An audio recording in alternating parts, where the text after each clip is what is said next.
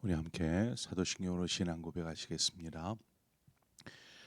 나는 전능하신 아버지 하나님 전지의 창조주를 믿습니다. 나는 그의 유일하신 아들 우리 주 예수 그리스도를 믿습니다.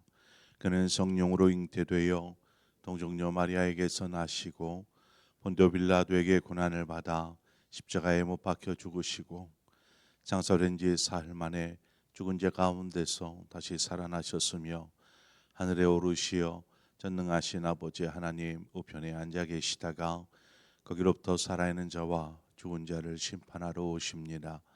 나는 성령을 믿으며 거룩한 공교회와 성도의 교제와 죄를 용서받는 것과 몸의 부활과 영생을 믿습니다. 아멘. 우리 함께 찬송가 445장 대산을 넘어 험곡에 가도 빛 가운데로 걸어가면 이 시간 우리 함께 찬송하도록 하겠습니다. 찬송가 445장입니다.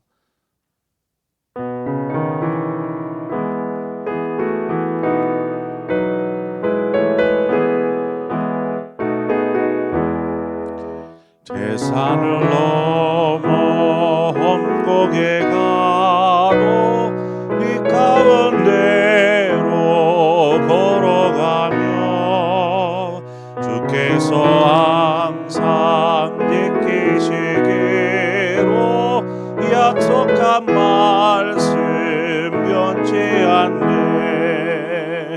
하늘의 영광 하늘의 영광 나의 맘속에 차고도 넘쳐 할렐루야를 힘차게 불러 영원히 주를 찬양하리. 캄캄한 밤에 다닐지라도 주께서 나의 길 되시고 나에게 밝은 빛이 되시니 길 잃어버릴 염려 없네.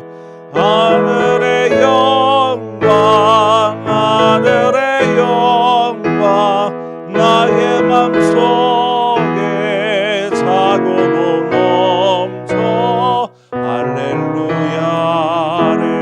힘차게 불러 영원히 주를 찬양하리.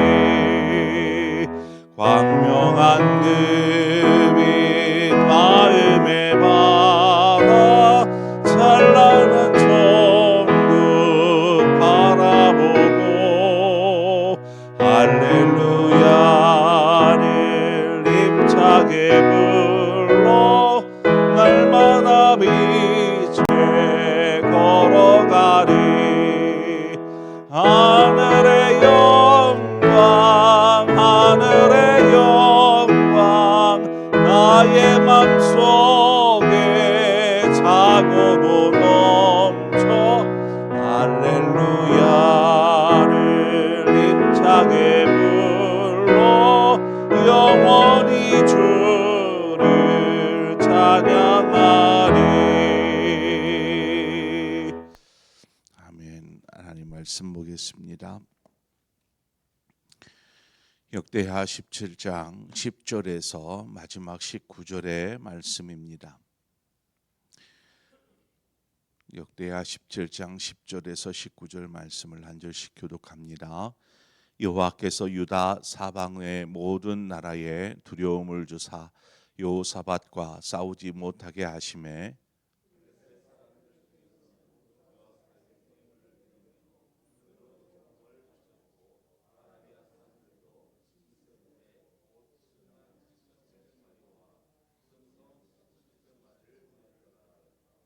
여호사밧이 점점 강대하여 유다의 견고한 요새와 국고성을 건축하고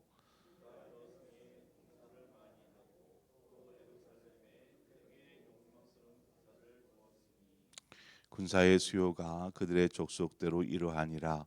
유다에 속한 천부장 중에는 아드나가 으뜸이 되어 큰 용사 30만 명을 거두렸고,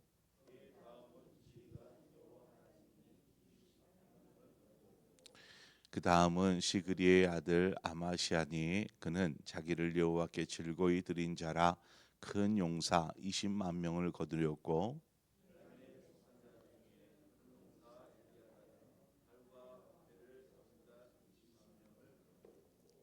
그 다음은 요사밭이라 싸움을 준비한 자 18만 명을 거느렸으니,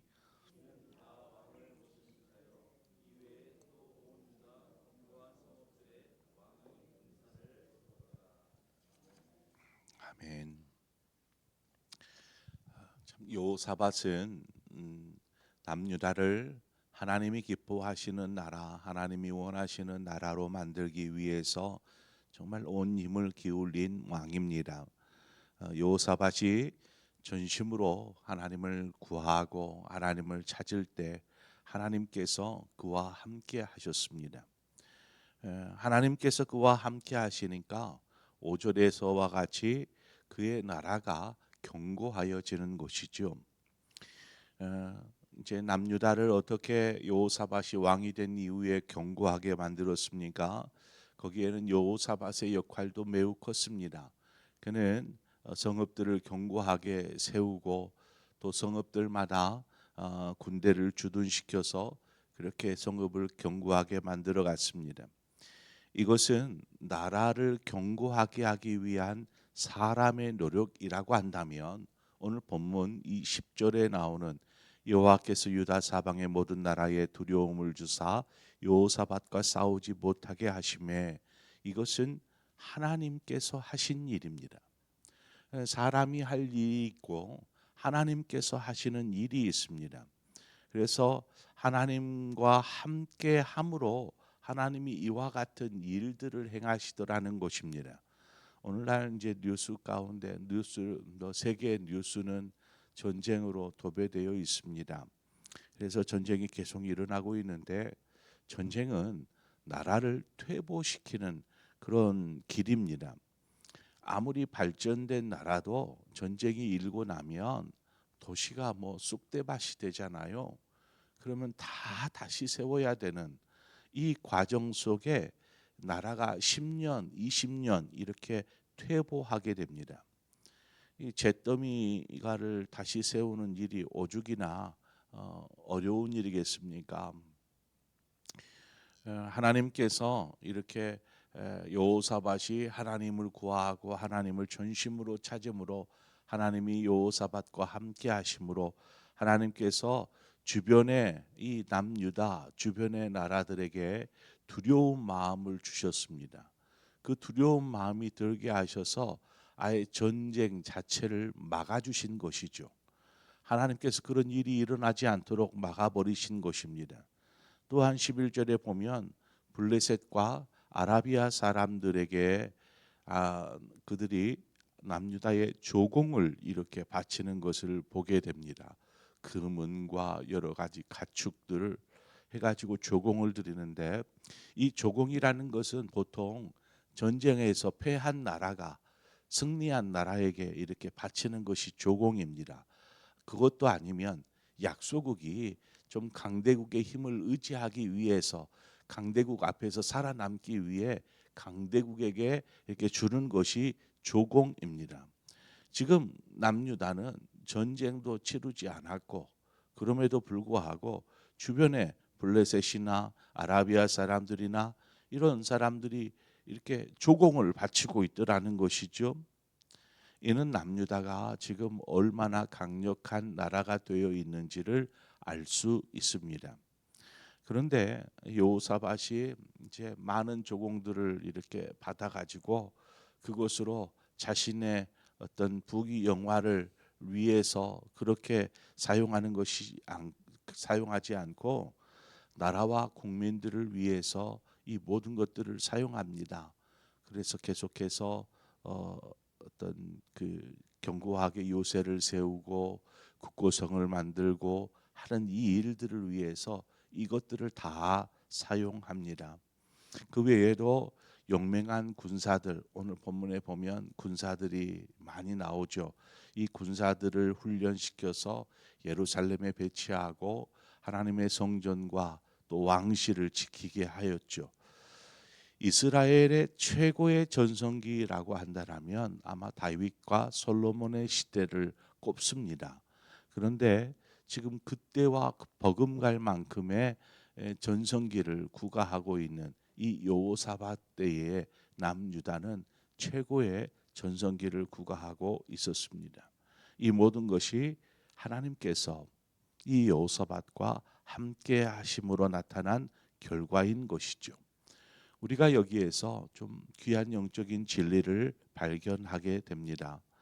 우리가 약할지라도 하나님께서 우리를 붙들어 주시면 우리는 누구도 침략할 수도 없고 무너뜨릴 수도 없는 그런 강한 용사가 된다라는 것입니다. 주님의 제자들을 이렇게 보면 뭐 어부들, 뭐 세리, 뭐 이런 사람들이지 않았습니까?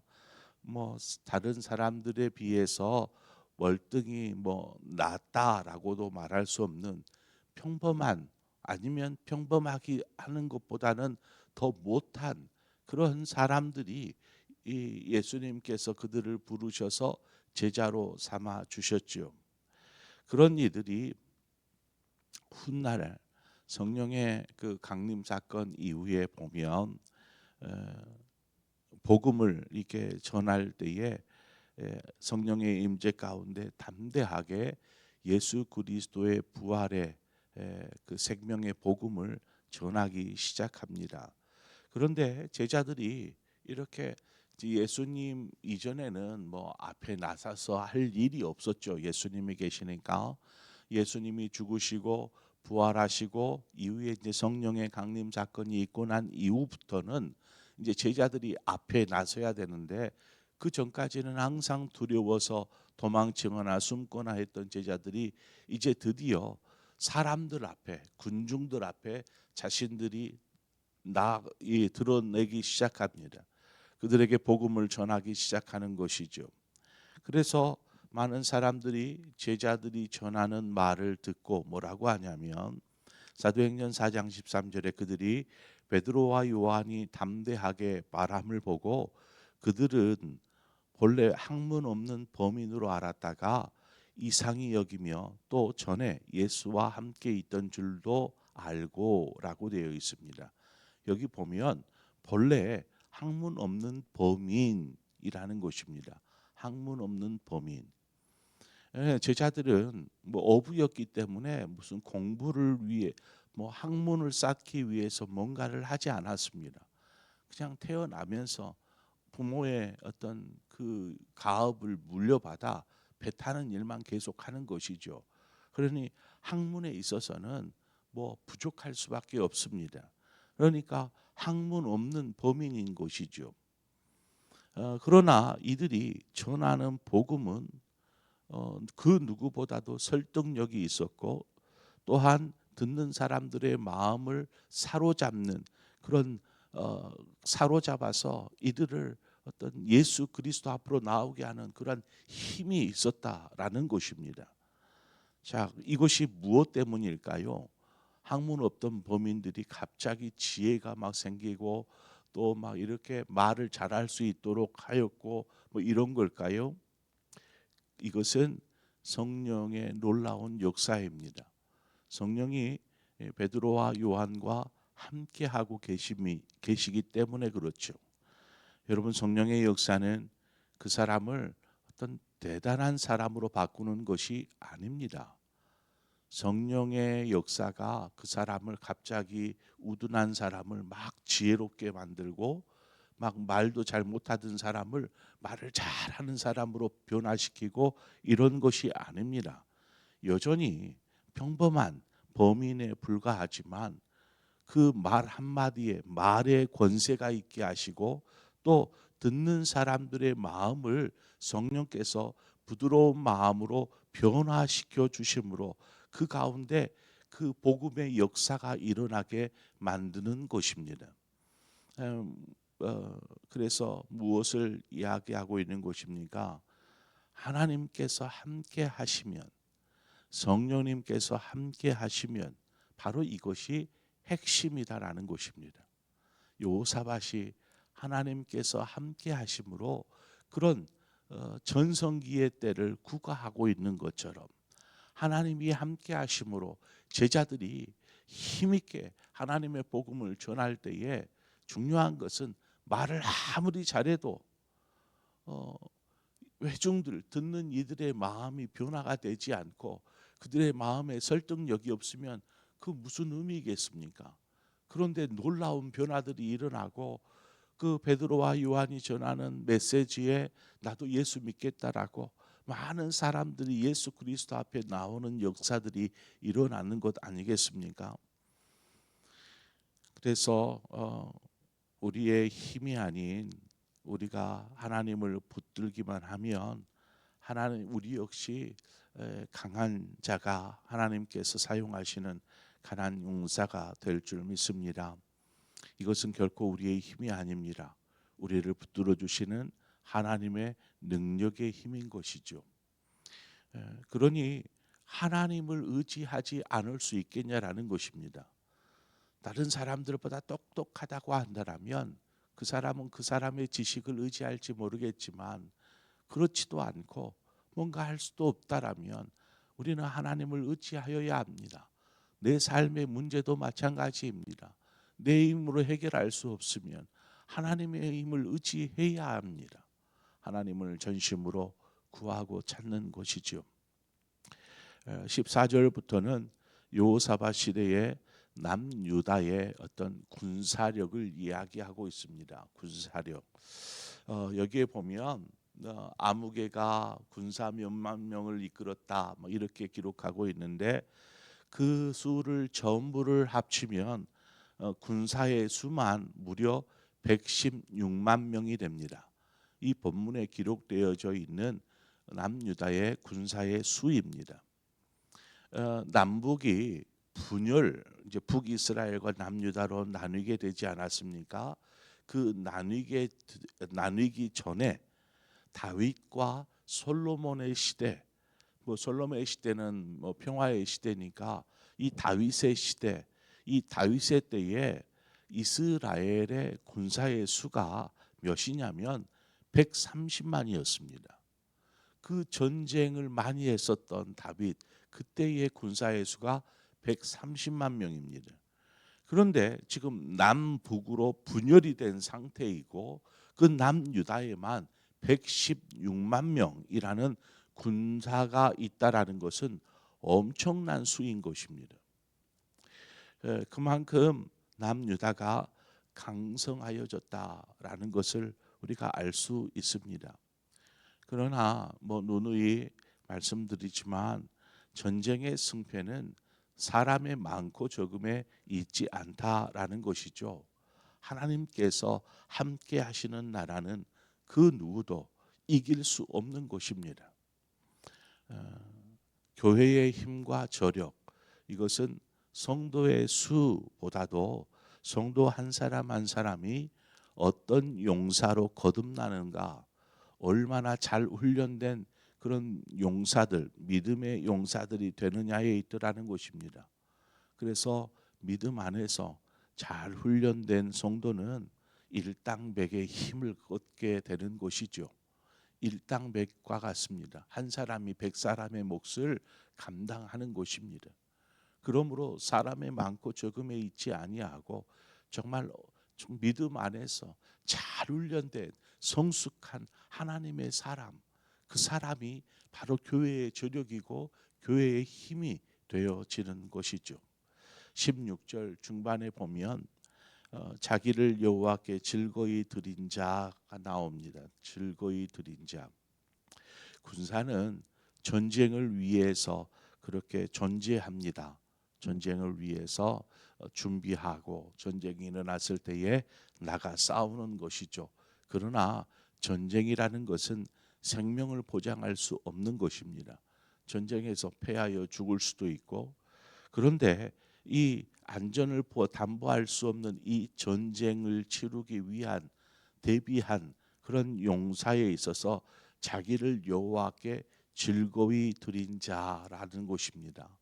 자신을 하나님을 위해서, 하나님의 나라를 위해서 기꺼이 자신을 내어준 자라는 거죠. 그럼에도 자신을 하나님 앞에 이렇게 전쟁이라는 안전이 담보되지 않는 이 일을 위해서 기꺼이 자신을 드리는 것입니다. 이처럼 하나님 앞에 우리는 충성스러운 하나님의 용사로, 군사로 드려져야 하는 것입니다. 오늘 여기에 나오는 것처럼 자기를 여호와께 즐거이 드리는 자, 그것처럼 우리가 하나님의 기쁨을 위해, 하나님의 나라를 위해서 기쁨으로 드려질 때에 하나님 우리를 통해서 놀라운 일들을 행하여 주실 줄 믿습니다. 아무쪼록 여호사밧과 같이 전심으로 늘 하나님을 구하고 하나님을 찾으며 하나님과 함께하기 위해 힘쓰는 그런 성도님들 되시기를 바랍니다. 그럴 때에 하나님께서 우리의 삶을 친히 인도하시고 또한 오늘 여기와 같이 최고의 전성기를 누리게 한 것처럼 우리의 삶에 하나님께서 놀라운 일들을 행하여 주실 줄 믿습니다. 그런 은혜가 있기를 주님의 이름으로 축원드립니다. 기도하겠습니다. 좋으신 하나님 아버지, 은혜와 사랑을 감사합니다. 우리를 택하여 자녀 삼으시고 또 우리와 늘 함께 하시겠다, 임마누엘의 하나님임을 말씀해 주시는 아버지, 우리 역시 하나님과 함께하기 위해 힘쓰게 하여 주옵소서. 전심으로 하나님을 구하고 찾는 자 되게 하여 주옵소서. 하나님이 우리와 함께할 때에 우리의 삶을 하나님께서 친히 인도하시고 또한 우리가 겪게 되는 삶의 모든 문제 가운데서도 우리로 하여금 승리케 하여 주실 줄 믿습니다. 그러므로 우리가 항상 하나님의 마음과 하나님의 뜻이 무엇인지를 분별하게 하여 주시고 하나님에게 속한 자로 살게 하여 주옵소서. 그래서 항상 하나님 앞에 즐거이 우리의 삶을 드리는 자 되게 하여 주셔서 하나님께서 우리의 삶을 통해서 행하시는 놀라운 일들을 보며 하나님의 살아계심들을 찬송하는 그런 복된 삶을 살게 하여 주시옵소서. 예수님의 이름으로 기도합니다. 아멘. 오늘 시간 말씀을 생각하면서 하나님이 기뻐하시는 삶, 하나님이 원하시는 삶은 다른 데 있지 않고 하나님과 함께하는 데 있습니다. 나는 지금 하나님과 함께하고 있는가 한번 돌아보면서 전심으로 하나님을 구하고 찾기를 바랍니다. 혹여 여러분의 삶에 문제가 있거든 어찌해야 합니까? 내 힘으로 해결할 수 있으면 해결하십시오. 그러나 우리가 하나님을 의지할 때 하나님께서 이 모든 것을 선으로 바꾸어 주실 줄 믿습니다. 오늘도 그런 마음으로 기도하시기를 바라고 더불어서 이번 주에 있을 우리 종교인 야외 예배를 위해서 이 시간 한 마음으로 기도하십시다. 하나님 좋은 날씨와 또 일정들 하나님 허락하여 주셔서 온 성도가 함께 즐거워하고 기뻐하고 또 그렇게 하나님께 찬송하며 예배하며 또 함께 귀한 아름다운 시간을 가질 수 있도록 우리 위해서 기도해 주시기를 바랍니다. 또한 우리가 함께 기도할 것은 우리 환우들을 위해서 기도하십시다. 하나님께서 우리 환우들의 삶을 하나님께서 지켜주시기를 원하고 늘 믿음 안에 소망으로 하나님 나라를 꿈꾸게 될 수 있도록 위해서 기도해 주십시오. 특히나 우리 연로하신 어르신들 교회에 나오지 못하는, 힘이 없어서 체력이 되지 않아서 또 병상에 누워 있어서 나오지 못하는 그러한 심령들을 위해서 이 시간 우리 함께 기도하고 여러분 각자의 기도의 점으로 기도하시다 자유롭게 돌아가시겠습니다. 함께 기도하겠습니다. 하나님 아버지, 은혜와 사랑을 감사합니다. 주께서 우리의 모든 삶을 지키시고 또 인도하여 주심을 감사합니다. 할렐루야. 주여 아버지, 그